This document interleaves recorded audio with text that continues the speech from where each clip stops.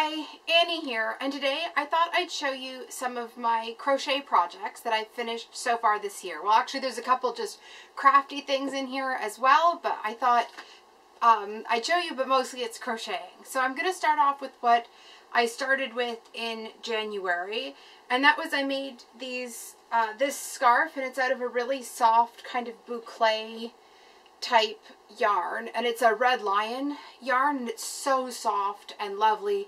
And this was just like knitting one row and purling the other. It's not too many stitches across. As you can see, I haven't finished it, which you'll notice is an ongoing theme in my work here, that I haven't tied in loose ends. But it's quite long. This was just one ball, but there we go. And that was pretty simple and basic, but that was just where I was starting at the beginning of January. This second one that I did, it was trying a different stitch. I'm not sure if I liked it or not in the end. It's kind of pebbly on one side and kind of rose on the other, and it was a variegated white and red yarn, as you can see, and this was the whole ball that I had, so it was quite small. It didn't really make up as much as I hoped. Originally I thought it was going to be much thin but long, but didn't work out that way. And then right at the end of January, I found some YouTube crochet tutorials, and I got thinking, and I decided to try to make a granny square and see if I could do it and if I liked it. And so I went into the stash of yarn in the closet there and got some out and started to try it. And this is ultimately what came of that, where I started with the maroon yarn in granny squares. I knit all the maroon I had and realized it was kind of not quite enough for a throw. So I went out and dug the blue up, and then basically had enough to do a twin bed spread, or a twin blanket, if I added the yellow as the joining color, this kind of yellowy gold color. And so I had that, and I did that, and then I added a basic border around the edge, just doing single crochet, and I think that's 4 rows, 3 or 4 rows of the crochet, and I just used the kind of the granny join as well. I think that, I don't know if that's what it's called, but it's the same kind of with stitch as what's in the actual squares themselves. And so where I thought I'd start off and just see if I could do the granny squares and maybe make a scarf, I ended up with a whole blanket, which I was quite impressed with myself. I've never made a project that big before. I've done a lot of scarves in knitting. This was my first crochet project, but I'd never actually did a huge thing. I always, well, it wasn't that I always, it took me so long that I never kind of made anything bigger, never attempted it. So that took me the better part of a month, including the joining, but that was my first thing. So I think it would go quicker as you improve, I'm guessing. That would just be my thing, my guess anyway. And then I decided to try a bit of a smaller one, and I had white in the closet as well. And so I did, again, a plain granny square. This time I tried a different join. I'm not too happy with how it actually joined together. It was trebles, and instead of doing the groups of 3, I kind of did them all. I don't know, it just doesn't look as nice as the other one. I just wanted something, because I did the granny square and then I put a border around them, and I just didn't actually know how to join them. So that was a bit of a learning process and a learning curve, but overall, not too bad for a second attempt and trying something a little bit different. Ultimately, the join was kind of something that I'd seen in a video and kind of something that I just made up out of my head to try to make work with the border I'd added to all the squares without thinking about how I was going to join them. So I had a big giant ball of I think it was 35 ounces, and it was this heather green color. And this again is a new stitch, and it is, I believe, a lace type stitch. I'm not actually sure what it's called, but it's really easy to do, and I think it doesn't look too bad. This is the sock for a double bed, and I actually did it in 4 segments because I wasn't sure I was going to have enough yarn. And then this is the join in the middle. Again, it's a bit rough, but I was also, you know, learning, and I think I'd be better if I went to do it again now. And then for the around those 4 segments, I did 6 rows of single crochet, and I think that really adds to the blanket. And then at the end, I still had some yarn left over, so at both ends there is 6 rows of the like webby chain, and then 4 rows of single crochet, and then there's also like that as like a border. And I think if I blocked this out and got it so it was all like kind of laying the way I wanted it to and all had the same shape, it would look quite nice. And that's at both ends. And yeah, I mean, I really liked this color. I definitely want to try to get more of this color because I do think it was quite pretty and quite a good color for doing all one color with, because some of the ones I'm not sure how they would have looked. Well, I'm sure fine, but you know, I think this looked kind of a bit fancier, maybe? I don't know if that's really the way to describe it. Anyway, so then I went and got some yarn that I bought on Black Friday last year. This was before I'd done my, went and restocked my yarn. If you want to see a yarn haul I did with when I restocked, check the description below. I'll put a link in there.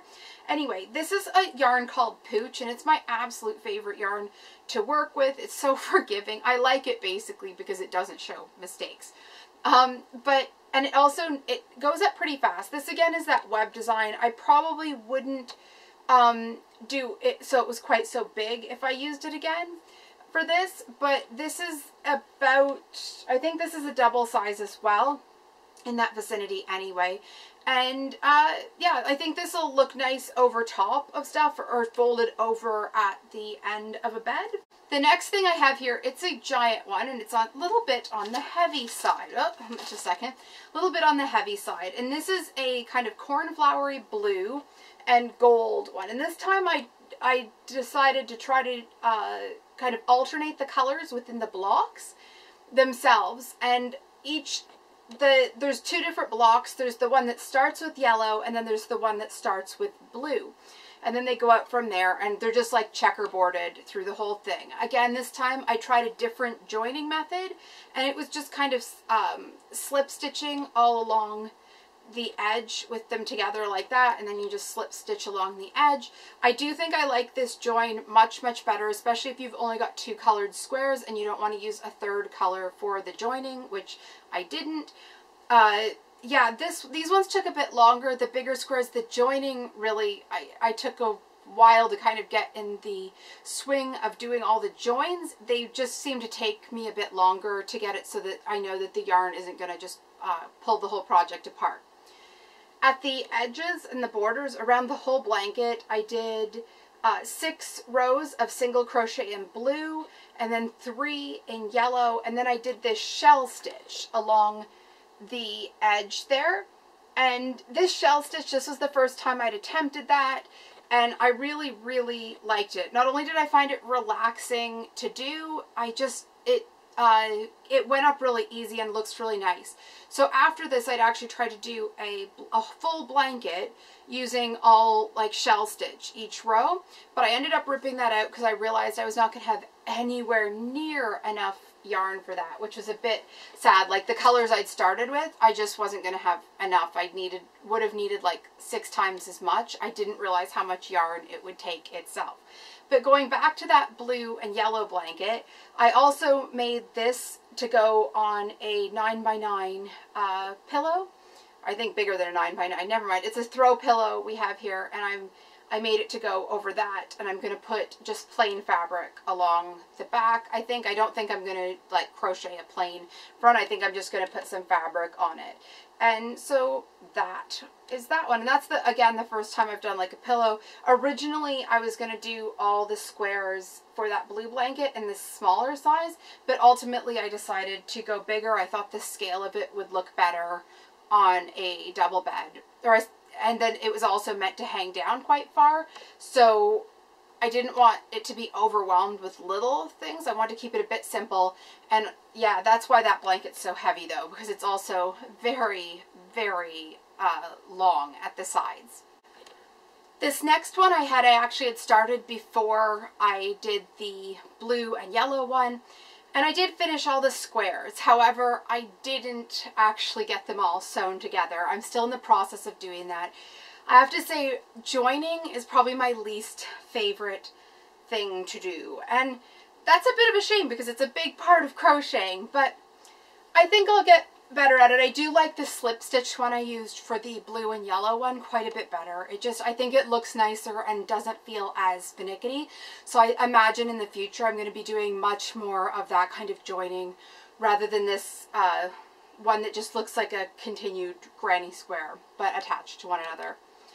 And so this one, I raided the closet again, and all the colored pieces, the squares that you see and color that you see, were out of bags of scrap yarn from sweaters that had been made previously, or from my mom's scrap yarn when she'd made sweaters for us as kids.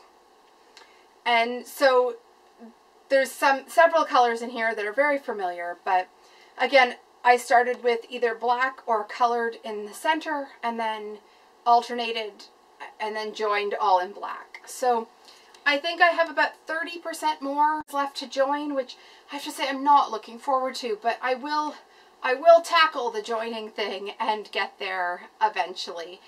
And the next thing I'm going to show you is two little egg cozies I made for my dad for Father's Day. And they are little chicks there, and they have little tails and little feet and little beaks. Anyway, that's enough of the tweeness, and I made them for him. This was the first time I'd ever read a proper, like, written pattern and not either just followed a video or, yeah, or followed a video. That was the only other thing I'd done, really. And so these were quite an accomplishment, if you ask me. Usually I have quite a bit of trouble reading, like, knitting patterns and stuff like that, so I was really impressed with the fact that these came out the first go. You crochet them all in pieces. There's the body, the arms, the feet, the bill, the hat, and the tail. But they really were quite easy to put together, and I think they're quite cute. Now this one I did with a blue ball cap because my dad wears a blue ball cap quite a bit, and this one is got a green kind of Tilly style hat on, and again it's because he has a khaki / army green Tilly hat that he wears often in the summer. So I made these two for him for his when he has his eggs at any point, and I thought they were quite cute. They could also be used as finger puppets, which I think if you have kids in your life that would potentially find this amusing. I don't know if kids today like finger puppets. I don't know. I had finger puppets when I was a kid. And I didn't stuff the heads for using for the egg cozies because the yarn seemed to have enough body to hold its shape without that. And I didn't want to add anything that would be more difficult to clean or potentially harbor bacteria, because that just, I didn't want them to have to be thrown out. And equally, it just seemed kind of an unnecessary step when the heads do hold their shape without the stuffing, and it seemed more sanitary. So, you know, that's never a bad thing. And also for Father's Day, for my dad, I made him these slippers out of granny squares again, and there are 3 different types of wool. There's the maroon color, a heathered, and then black for the soles. And just kind of very, I think if I made these again, I definitely, they'd look nicer, but this was my first go. And sewing them together seemed to be what proved a little bit of difficulty for me. Now my dad has quite wide feet, so these really work well for him. My feet are quite long and narrow, so I wouldn't be able to make granny square slippers for myself. They'd just be falling off my feet, or they'd be way too short. So yeah, but if you have somebody that's probably like normal to wide feet, this is quite simple, and it only takes 6 granny squares to make. And I did make this one a half square, so it didn't have to be folded back over on itself, but you don't have to do that. You could just make 6 plain granny squares.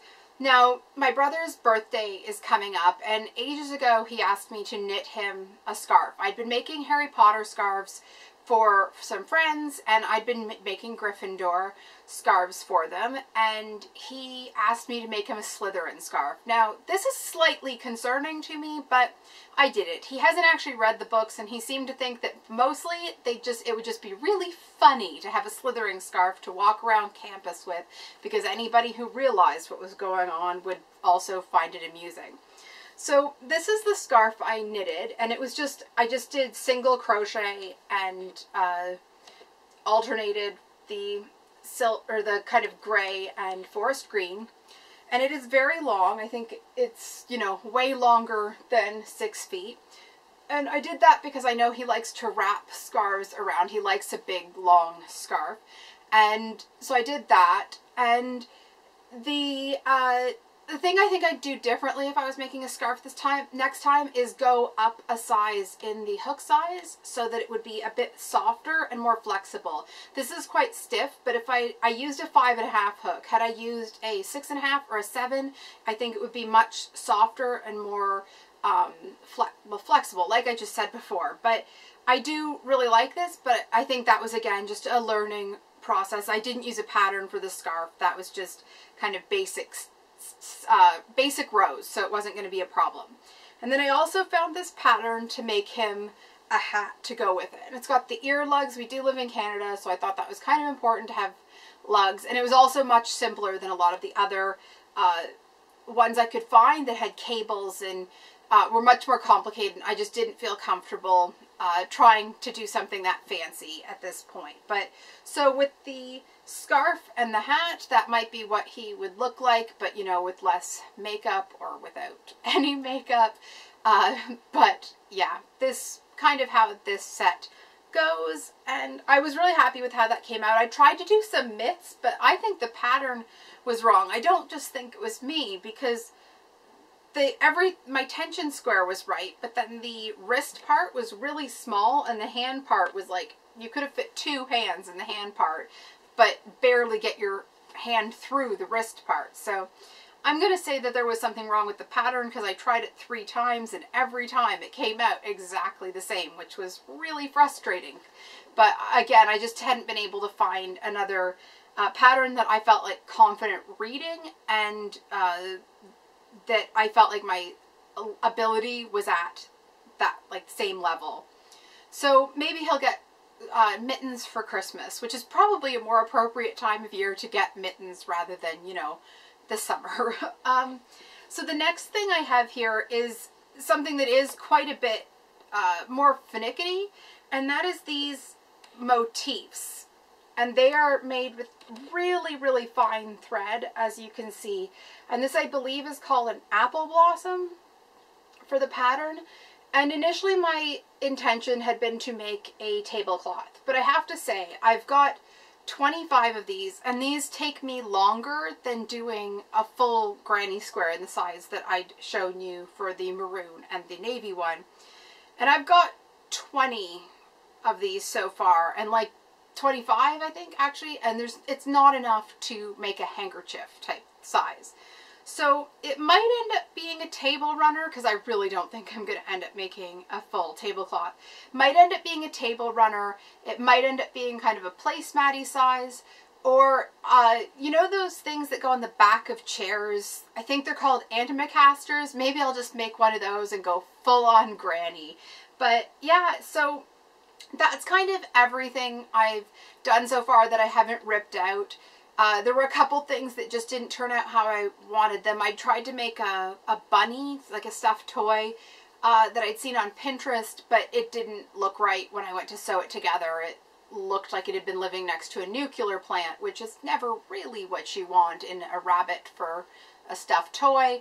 I also ripped out a sweater that I'd made. It was kind of a shrug type one, with kind of 3/4 length sleeves, but it just didn't sit right on anybody at all. I thought maybe it didn't, just was me, but it didn't fit right on anybody I tried it on. So again, I just think that was a bit disappointing, but that is actually where I learned about using a bigger hook for the yarn than the yarn recommended to make it softer. And so that was a good learning experience. Again, I learned about that. So everything kind of comes around, and I'm really happy with the projects I have had so far. I'm just trying to figure out what I want to do next color-wise. I'm struggling. I feel like I'm just not sure what I want to put together. I've got so many ideas. It's like I don't know where to start with doing them. Yeah, and I also want to get back into doing my beading because I was making French beaded flowers at one point, and I really want to try getting back into that before the year is out. And actually there's tons of crafts I want to do, but I do want to get back to my beading and finish another couple of crochet projects if they are big ones, or more than that if they are small. But anyway, what kind of crafting do you like doing? If you've got pictures of stuff you've worked on Instagram or a blog or a video here on YouTube, make sure to let me know below. I love looking at other people's projects. That's kind of why I'm doing this, because I figure if I like looking at other people's stuff, maybe people would want to see what I've been doing. I don't know. My stuff is pretty simple that way, but I still, maybe, who knows.